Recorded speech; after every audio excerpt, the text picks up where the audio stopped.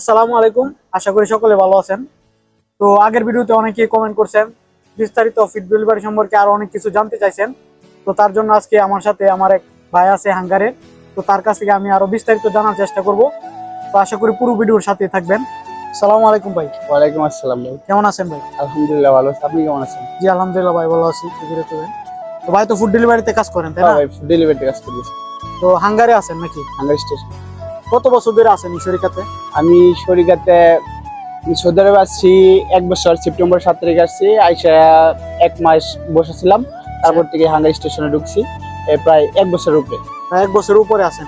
তো আপনি কি সরাসরি হাঙ্গারের শরিকাতে আইছিলেন নাকি অন্য কোনো না, শরিকাতে? আসলে কি হাঙ্গারের অরিজিনাল কোনো ভিসা হয় না, সেটি আপনার অন্য ভিসার মাধ্যমে আইসা পরে হাঙ্গার স্টেশনে ওখানে ঢুকতে হয়। দেশে তো অনেক দালালে কয় যে সরাসরি ভিসা দেয় হেন তেন। বা এটা ভুল কথা, সরাসরি হাঙ্গারের কোনো অরিজিনাল ভিসা হয় না। ওই আপনার দালালটাই ওই লোড আনলোড কিংবা অন্য ভিসার মাধ্যমে আইন না, পরে ওইটা ওই হাঙ্গার স্টেশনে ঢুকাই দেয়। ওই ভিসাটা আমরা যে লোড আনলোডের থাকে ওটা পরে ট্রান্সফার করে নিতে হয়, তো আচ্ছা রাইডারের পর ট্রান্সফার করে নিতে হয়।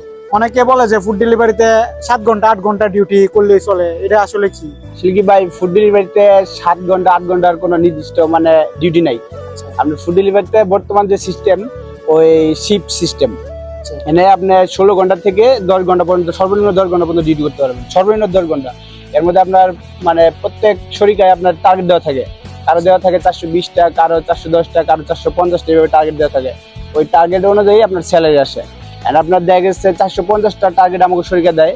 ওই 450টা টার্গেটে আপনার ওই প্রতিদিন 15টা তলব মারতে হয়। 15টা তলব প্রতিদিন মারলে পরে আমার ওই মাসে 450টা হইতেছে। আর 450টা তলব হলে আমার স্যালারি আইবো ওই 2700 রিয়াল। 2700 টাকা। হ্যাঁ।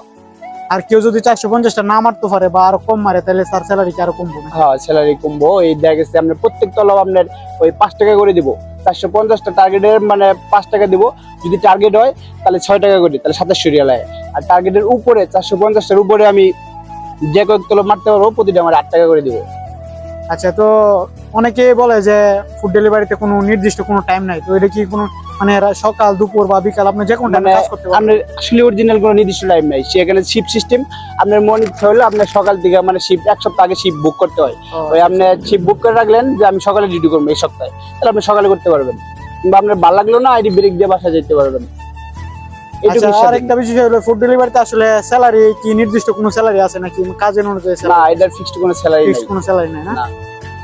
আচ্ছা, তো যারা দেশের বাইকের লাইসেন্স আছে বা এরকম আছে, এগুলা কি এখানে কোনো কাজে লাগে? না, বাংলাদেশের লাইসেন্স গুলা এখানে কোনো কাজে লাগবে না। বাংলাদেশের লাইসেন্স কোনো কাজে লাগবে না? এখানে আইসা লাইসেন্স করে তারপর কাজে ঢুকতে হয়? এখানে এসে লাইসেন্স করতে হবে। আচ্ছা, তো নতুন অনেকে ফুড ডেলিভারিতে আসতে চাইতেছে দেশ থেকে, তো তাদেরকে আপনি কি বলবেন? আসলে আসলে ভালো হবে নাকি অন্য কোনো কোম্পানিতে আসলে ভালো হবে? তো আসলে কি ফুড ডেলিভারিতে যে কোনো কাজই কাজ করলে টাকা আছে, ফুড ডেলিভারিতেও এখানে কাজ করলে টাকা আছে, ওইটা সমস্যা নাই। কিন্তু আসলে কি সৌদি আরবের অবস্থা তো দেখেনি, যে পরিমাণ গাড়ি ঘোড়া সব মিলে আমাদের বাইক চালানোটা ব্যাপক রিস্ক হয়ে যায়। ঠিক আছে, রিস্ক বলতে অনেক রিস্ক হয়ে যায় বাইক চালানো। আচ্ছা, ওই যে বাইকের যে বা আপনাদের যে থাকা খাওয়া বা অন্যান্য সুযোগ সুবিধা, এগুলো কি কোম্পানি দেয় নাকি নিজে বহন করতে? থাকা কোম্পানির, বাইক নেট সব কোম্পানির, আমাকে শুধু খাওয়াটা।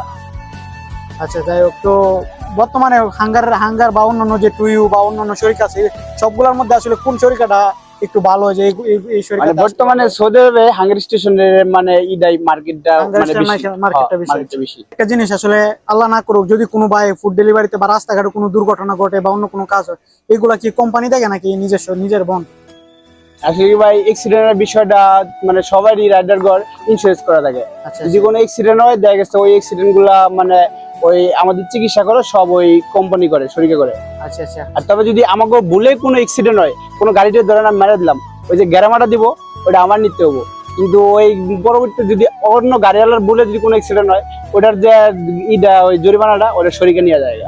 ও আচ্ছা আচ্ছা। আর এমনিতে যদি কোনো ওই যে মুখালাফা বা গ্রামা রাস্তার কোনো ট্রাফিক গ্রামা থেকে শুরু করে সমস্ত গ্রামা নিজের বহন করতে হয়। কিন্তু সৌদি আরবে ভাই একটা সমস্যা আছে, রাইডার ঘর দেখা গেছে বাংলাদেশের পুলিশ যেটুকু খারাপ আমরা জানি, কিন্তু সৌদি আরবের পুলিশ ভাই তার চেয়ে বেশি খারাপ আমার মনে হয়। কিছু কিছু সময় আমার যে ভাই গ্রামাটা দেয়, অযেহেতু গ্রামাটা দেয়, আপনি নিজেও বুঝেন একটা রাইডার যে কি কারণে গ্রামাটা দিল। যে পুলিশ দিছে গ্রামা, ও নিজেও বলতে পারবো যে এই কারণে গ্রামা আছে, আর মন চাইছে সুতা পাইছে গ্রামাটা দিয়ে দিছে। এটা আর এমনিতে যদি ওই বাইকের যে যাবতীয় খরচ তেল পেট্রোল বা অন্যান্য যে মোবিল টোবিল এগুলো কি কোম্পানি দেয় নাকি? এগুলা সব শরিকা দেয়, A to Z শরিকা, খালি নিজের খাওয়াটা। এগুলো সব সব শরিকা দেয় না, শুধু আপনার খাইতে হবে। তো যাই হোক ভাই, ধন্যবাদ, আপনাকে অনেক কিছু দিয়েছেন আমাদেরকে। তো ইনশাল্লাহ পরবর্তীতে যদি আরো কোনো ভাই কোনো কিছু জানতে চায় তো আপনার মাধ্যমে ইনশাল্লাহ জানতে পারবো নাকি? ইনশাআল্লাহ জিজ্ঞেস করলে বলতে পারবো, যতটুকু জানেন ইনশাল্লাহ যতটুকু জানি ততটুকু বলতে পারবো। ঠিক আছে, ধন্যবাদ ভাই, ভালো